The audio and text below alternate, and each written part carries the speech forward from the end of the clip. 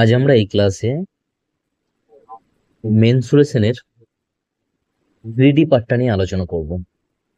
এর আগে 2Dটা আমরা আলোচনা করেছি। 2Dতে আমরা দেখেছি ত্রিভুজ, চতুর্ভুজ, বৃত্ত, এই তিনটে পার্টই কমপ্লিট হয়েছে। আজ 3D পার্টটা দেখব। আচ্ছা, 3D মানে তিনটে ডাইমেনশন থাকবে, 3 ডাইমেনশন। ঠিক আছে, যেমন 3 ডাইমেনশন বলতে কি বোঝাই একটু বলে দিই। যেমন আমরা যখন চতুর্ভুজ একটা আঁকছিলাম, ধরো একটা চতুর্ভুজ আমি আঁকছি, ধরো একটা আয়তক্ষেত্র করলাম, তাহলে এই আয়তক্ষেত্রে এটা 2D ফিগার বলি আমরা। এখানে দুটো ডাইমেনশন আছে, মানে একটা দেখো দৈর্ঘ্য, একটা প্রস্থ, তাই না? আয়তক্ষেত্রে একটা দৈর্ঘ্য থাকে, একটা প্রস্থ থাকে, একটা লেন্থ থাকে, একটা ব্রেথ থাকে। তাহলে এই যে দুটো ডাইমেনশন থাকে, সেই জন্য আয়তক্ষেত্র বা ত্রিভুজ, তো এগুলো সব হচ্ছে একটা 2D ফিগার। ঠিক আছে, বেসিক্যালি 2D ফিগারের কোনো হাইট থাকে না, হাইট থাকে না। ঠিক আছে, 3D বা 3 ডাইমেনশন সেখানেই বলা হয় যেখানে দৈর্ঘ্য প্রস্থ তো থাকবেই, সাথে সাথে উচ্চতা, লেন্থ, ব্রেথ, আর সাথে সাথে হাইটও থাকবে, সেগুলোকে আমরা জেনারেলি 3D ফিগার বলি। ঠিক আছে, বোঝা গেল? এই নর্মাল জিনিস একটু এটা তোমরা মাথায় রাখো যে আমরা যে এখন 3D ফিগার গুলো পড়বো, সেটার একটা হাইটও থাকে। ঠিক আছে, তো যাই হোক, থ্রি থ্রি ডি ফিগারের মধ্যে আমাদের ফার্স্ট যে ফিগারটা পড়তে হয় সেটা হচ্ছে আয়তঘন। তো আজ আমরা প্রথম আয়তঘন নিয়ে আলোচনা করব। আয়ত ঘন, এটাকে বলা হয় কিউবয়েড, CUBOID, কিউবয়েড। ঠিক আছে, আচ্ছা, আয়তঘনের আরেকটা নাম আছে, এটাও আমি বলে রাখি, সেটা হচ্ছে সমকোণী চৌপল। সমকোণী চৌপল, আয়তঘনকেই সমকোণী চৌপল বলা হয়। এবার একটা আয়তঘন যদি আমরা ফিগারটা ড্র করি, তাহলে কিছুটা এরকম হবে। প্রত্যেকটা যে আঁকছে সেগুলো সব প্রত্যেকটা এক একটা আয়তক্ষেত্র হবে। ঠিক আছে,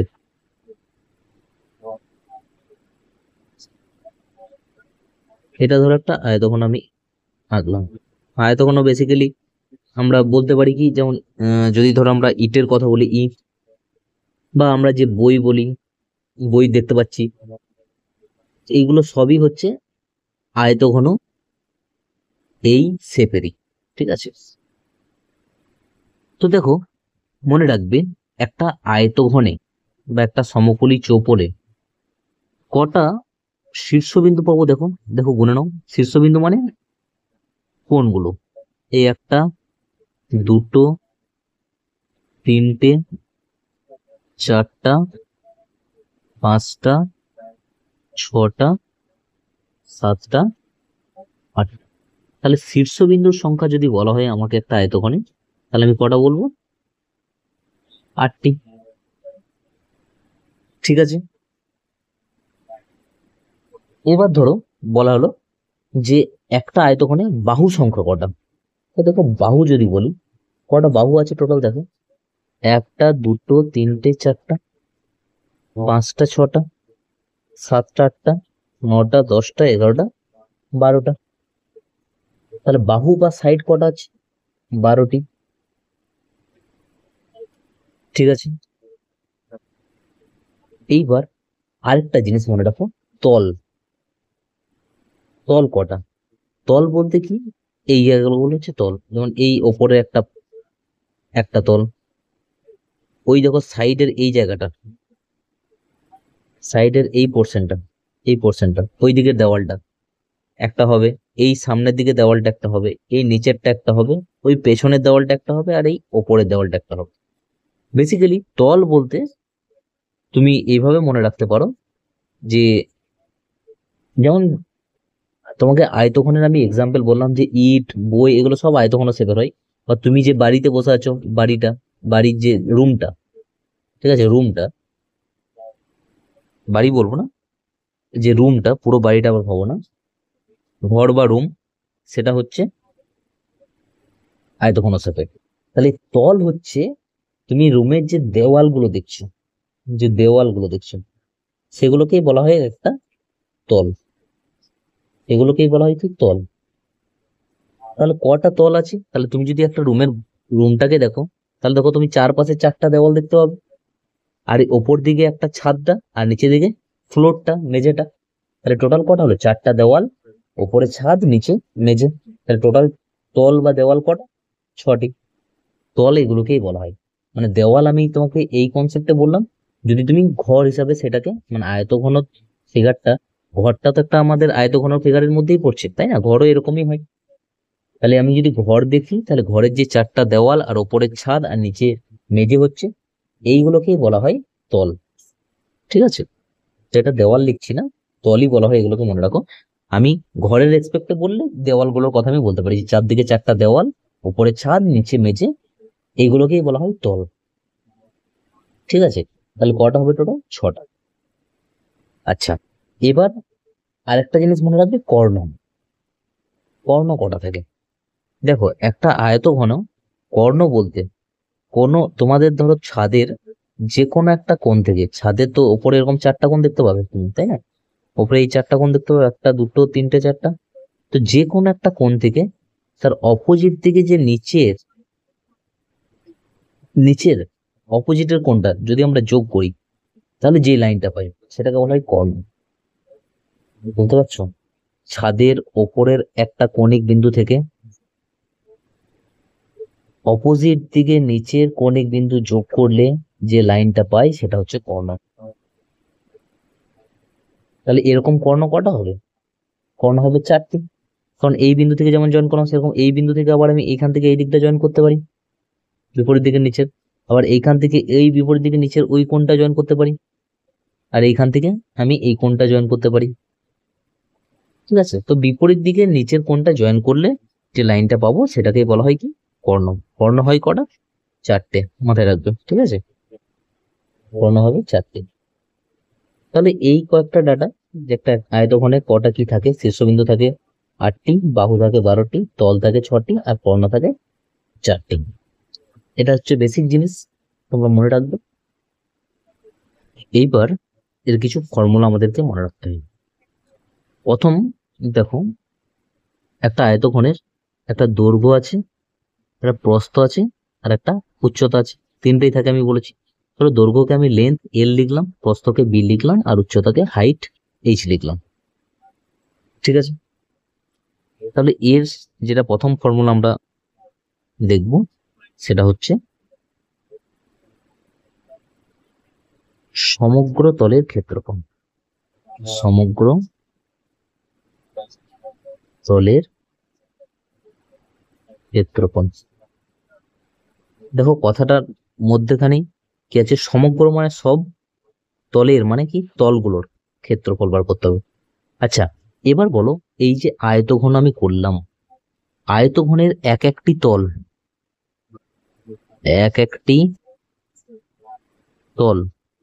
কি শেপের আছে?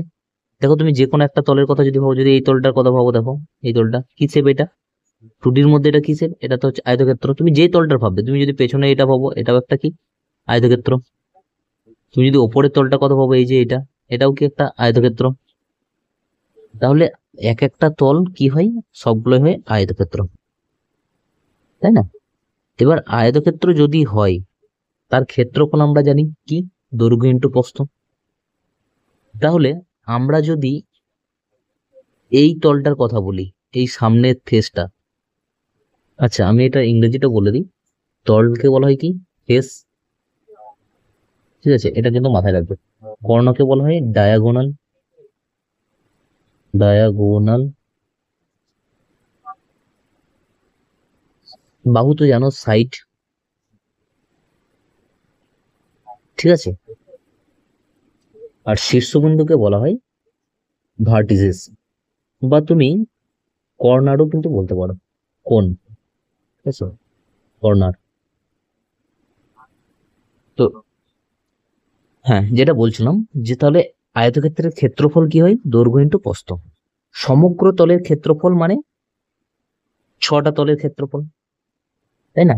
সমগ্র তল মানে মোট তল কটা? 6টা। তাহলে 6টা তলের ক্ষেত্রফল আমাকে লিখতে হবে। এবারে প্রত্যেকটা তল বা এক একটি তল, এক একটি তল না বলে আমি যদি এখানে বলি প্রত্যেকটি তল, তাহলে বুঝতে সুবিধা হবে, তাই না? প্রতিটি তল, প্রতিটি তলই হচ্ছে কি আয়তক্ষেত্র। তার মানে আমাকে 6টা আয়তক্ষেত্রের ক্ষেত্রফল আমাকে লিখতে হবে।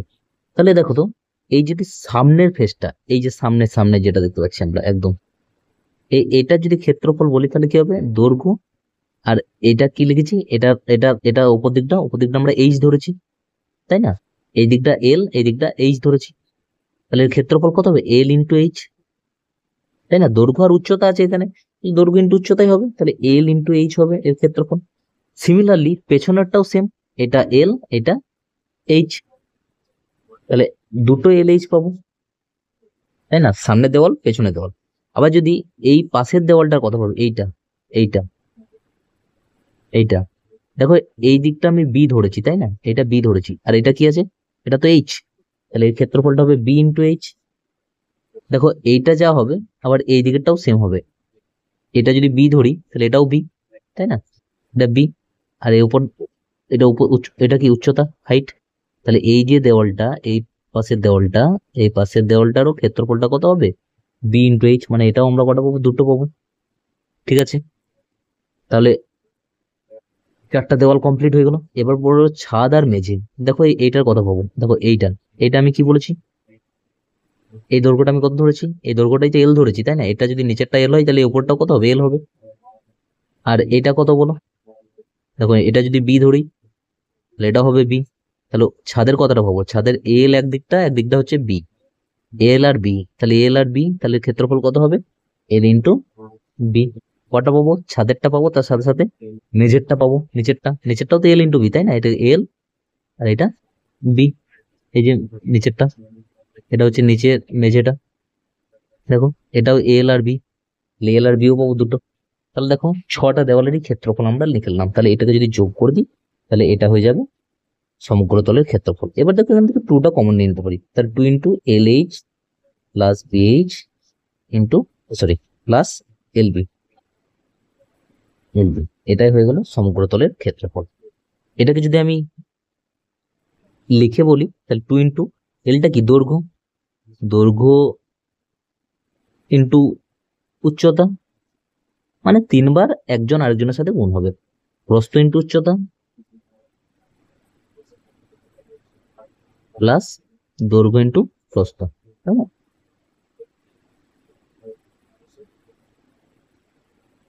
হয়ে গেল, এটাই হয়ে গেল তাহলে কি সমগ্র তলের ক্ষেত্রফল। আচ্ছা, এটাকে বলা হয় টোটাল সারফেস এরিয়া। ইংলিশটা মনে রাখবে, টোটাল সারফেস এরিয়া। সমগ্র তলের ক্ষেত্রফলের ফর্মুলা কি? টোটাল সারফেস এরিয়া, মানে ইংলিশটা হচ্ছে টোটাল সারফেস এরিয়া, তার ফর্মুলাটা হচ্ছে এটা। ক্লিয়ার? মনে থাকবে। আচ্ছা, নেক্সট যেটা মনে রাখতে হয় সেটা হচ্ছে আয়তন। আয়তনের ফর্মুলাটা খুব সহজ। আয়তন ইংলিশটা হচ্ছে ভলিউম। ফর্মুলাটা মনে রাখবে, L into B into H, মানে দৈর্ঘ্য ইন্টু প্রস্থ ইন্টু উচ্চতা। এটা হয়ে গেল আয়তঘনের আয়তন। আয়তনের ফর্মুলা মনে রাখবে, সমগ্র তলের ক্ষেত্রফলের ফর্মুলা মনে রাখবে। ঠিক আছে, নেক্সট আরেকটা ফর্মুলা মনে রাখো তোমরা, সেটা হচ্ছে কর্ণ। কর্ণ, ঠিক আছে, বাট কর্ণ ইংরেজি কি বললাম? ডায়াগোনাল, ডায়াগোনাল, ঠিক আছে। এটার ফর্মুলাটা হচ্ছে root over of L square plus B square plus H square, মানে রুট ওভার অফ দৈর্ঘ্য স্কোয়ার যুক্ত প্রস্থ স্কোয়ার যুক্ত উচ্চতা স্কোয়ার। ঠিক আছে, এই যে 3টে ফর্মুলা তোমাদেরকে বললাম আয়তঘন থেকে, এই 3টে ফর্মুলা কিন্তু তোমরা ভুলবে না, একদম ভালোভাবে খেয়াল রাখবে। ঠিক আছে, ক্লিয়ার? এবার অনেক সময় তোমাদেরকে আরেকটা ফর্মুলা দিয়ে দেই, যে 4 দেওয়ালের ক্ষেত্রফল, 4 দেওয়ালের ক্ষেত্রফল। দেখো এটা নতুন কিছু না, এটা তোমরা ওই কনসেপ্টটা থেকেই লিখতে পারবে। যদি ধরো আমি আরেকবার একটা আয়তঘনক করে নিই, ধরো এটা একটা আয়তঘনক, সরি, ধরো ধরো এটা একটা আমি একটা আয়তঘনক করছি।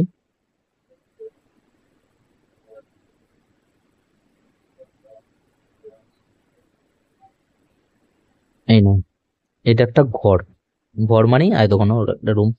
এই 4টা দেওয়ালের ক্ষেত্রফল মানে কি বোঝাই দেখো, এই দিকের এই পাশের এই দেওয়ালটা, এই অপোজিটের এই দেওয়ালটা, আর সামনের দেওয়ালটা এইটা, ঠিক আছে, আর তার সাথে এই পেছনের দিকে দেওয়ালটা, তাই না? মানে ওপরে ছাদ আর নিচের মেঝে, ছাদ আর মেঝে বাদ। তা ছাদ আর মেঝে যদি বাদ দিয়ে দিই, তাহলে যেটা পড়ে থাকবে সেটাই হচ্ছে 4 দেওয়ালের ক্ষেত্রফল, তাই না? এবার যখন আমি 4 দেওয়ালের ক্ষেত্রফলের ফর্মুলা বার করব, 4টি দেওয়ালের ক্ষেত্রফল বার করব, তখন সেই ফর্মুলাটা কি হবে দেখো, ভালো করে বুঝে নাও, মুখস্থ রাখার কিছু নেই। এই যে এটা আমরা দৈর্ঘ্য বলছিলাম এল, এই পাশেরটা বলছিলাম প্রস্থ বি, আর এই উপর দিকে করে যেটা আছে সেটা বলছিলাম হাইট, উচ্চতা। এবার যখন আমি 4টা দেওয়ালে বের করবো, সাপোজ আমি এই সামনের দেওয়ালটা বের করবো, ধরো এই দেওয়ালটা সামনের দিকে, এই যে আমি যেটা করছি আঁকছি, আমি এই দেওয়ালটা বার করবো। তাহলে এই দেওয়ালটার ক্ষেত্রফল যখন বার করব আমি, তাহলে এই দেওয়ালটার ক্ষেত্রফলটা কি হবে বলো, দৈর্ঘ্য ইন্টু প্রস্থ হয়, আমরা জানি। তাহলে এটার একদিকটা এল আছে আর একদিকটা এইচ আছে, তাহলে এল ইন্টু এইচ হবে। সামনের যে দেওয়ালটা, সামনের দেওয়ালটা যা হবে পিছনের দেওয়ালটাও তাই হবে, তাহলে 2 ইন্টু এল ইন্টু এইচ হয়ে গেল, তাই না? এবার যদি আমি এই সাইডের দেওয়ালটার কথা বলি, এই সাইডের দুটো দেওয়াল, একটা হচ্ছে এই দেওয়ালটা, আর এই দেওয়ালটা যা হবে এই দেওয়ালটাও তাই হবে, তাই তো? তাহলে আমি এই দেওয়ালটা দেখে নিই, দেখো একদিকে বি আর এটা হচ্ছে এইচ, তাহলে এটার ক্ষেত্রফল, এই দেওয়ালটার ক্ষেত্রফল কি হবে বলো, এই দেওয়ালটার ক্ষেত্রফল হবে বি ইন্টু এইচ। এবারে এটা যা হবে এটাও তাই হবে, তাহলে এটাকে 2 দিয়ে গুণ করে দিচ্ছি। তাহলে দেখো এটা হয়ে গেল দুটো সামনের আর পেছনের দেওয়ালের ক্ষেত্রফল, আর এটা হয়ে গেল সাইডের দুটো দেওয়ালের ক্ষেত্রফল। তাহলে 4টা দেওয়াল আমার বেরিয়ে গেল। তাহলে 4 দেওয়ালের ক্ষেত্রফল যদি বলে, তাহলে আমি কি বলবো, 2LH প্লাস 2BH। এখান থেকে যদি 2টা কমন নিয়ে নিই, তাহলে LH প্লাস BH, মানে 2 ইন্টু দৈর্ঘ্য ইন্টু উচ্চতা প্লাস প্রস্থ ইন্টু উচ্চতা। তাহলে দেখো এইখানে একটা শুধু, যখন সমগ্র তলের ক্ষেত্রফল পাচ্ছিলাম তখন দৈর্ঘ্য ইন্টু উচ্চতা প্রস্থ ইন্টু উচ্চতা পেয়েছিলাম, কিন্তু তার সাথে একটা এক্সট্রা পেয়েছিলাম কি, দৈর্ঘ্য ইন্টু প্রস্থ। আর যখন 4 দেওয়ালের ক্ষেত্রফলটা করলাম তখন দৈর্ঘ্য ইন্টু প্রস্থটা পেলাম না শুধু, কারণ দৈর্ঘ্য ইন্টু প্রস্থটা কখন আসে, মেঝে আর ছাদের জন্য। মেঝে আর ছাদের ক্ষেত্রফল আমরা কি পাবো, এল ইন্টু বি পাবো, দৈর্ঘ্য ইন্টু প্রস্থ পাবো, তাই না? আমি যদি মেঝেরটা বার করি বা ছাদেরটা বার করি, তাহলে শুধুমাত্র এই দৈর্ঘ্য ইন্টু প্রস্থটা বাদ থাকবে 4 দেওয়ালের ক্ষেত্রফলের সময়, কারণ 4 দেওয়াল বলছি তার মানে মেঝে আর ছাদ বাদ। ক্লিয়ার, বোঝা গেল তো? তো এই ফর্মুলাটাও কিন্তু একটু তোমরা মনে রাখবে। দেখো ফর্মুলাগুলো আলাদা করে মুখস্থ করার কিছু নেই, কনসেপ্টটা ক্লিয়ার থাকলে তোমরা ফর্মুলাটা নিজে নিজেই বের করতে পারবে। ক্লিয়ার, আশা করছি কিউবয়েড বোঝা গেল। চলো নেক্সট আরেকটা টপিক আমি তোমাদেরকে বলে দিই, যেটা হচ্ছে ঘনক বা কিউব। ঘনক, এটা হচ্ছে কিউব, ঠিক আছে? দেখো ঘনক আর আয়তঘনের মধ্যে একটাই পার্থক্য, যে ঘনকটা হচ্ছে আয়তঘনের যেমন প্রতিটা তল, প্রতিটা সাইড এক একটা আমরা পাচ্ছিলাম কি, আয়তক্ষেত্র, আর এই ঘনকে প্রতিটা সাইড হয়ে যাবে এক একটা বর্গক্ষেত্র। শুধু এইটুকুই পার্থক্য, আর কিছু নেই। যেমন ঘনকের কথা যদি বলি, তাহলে লুডোর গুটি যেটা পাই আমরা, লুডোর লুডোর ছক্কা যেগুলো বলি আমরা, তাই না, লুডোর গুটি যেটা আমরা বলি, বা ডাইস যেটাকে বলা হয় ডাইস, সেগুলো সব ঘনক আকারে থাকে। তো ঘনকের মেন যেটা আয়তঘন ঘনকের মধ্যে পার্থক্য, আয়তঘন হচ্ছে তার প্রত্যেকটা সাইড প্রত্যেকটা তল হবে এক একটা আয়তক্ষেত্র, আর এইখানে প্রতিটি তল হবে কি বর্গক্ষেত্র। এটাই হচ্ছে পার্থক্য, আর কিছু না। তাহলে বর্গক্ষেত্র যদি হয় তাহলে এর দৈর্ঘ্য, প্রস্থ আর উচ্চতা তিনটেই কি হবে, সমান হবে। তাহলে তিনটেকে তুমি ধরে নিলাম কি এ, তাই না? এর আর আলাদা করে কিছু নেই। বাকি সবগুলোই, যেমন এটা যদি কর্নার বলি বা ভার্টেক্স বলি, বা বাংলা যদি বলি শীর্ষবিন্দু, এরও সেই 8টাই হবে, তাই না? ফিগার তো একই, দেখতে তো একই, তাই না? এর যদি বাহু বলি, সাইড বলি, তাহলে সেই 12টিই হবে। এরও যদি আমি কর্ণ বলি, তাহলে সেই কটা হবে, 4টি, সেমই হবে, তাই না? আচ্ছা, এর যদি তল বলি, তল হবে কি 6টা। বাট পার্থক্য এটাই যে এইখানে প্রত্যেকটা তল হচ্ছে বর্গক্ষেত্র, আর আয়তঘনে প্রত্যেকটা তল ছিল আয়তক্ষেত্র। বাস, এইটুকুই পার্থক্য। এবার এখানেও আমরা ফর্মুলাগুলো মনে রাখবো। প্রথম হচ্ছে সমগ্র তলের ক্ষেত্রফল, সমগ্র তলের ক্ষেত্রফল। দেখো কত সহজ, সমগ্র তলের ক্ষেত্রফল।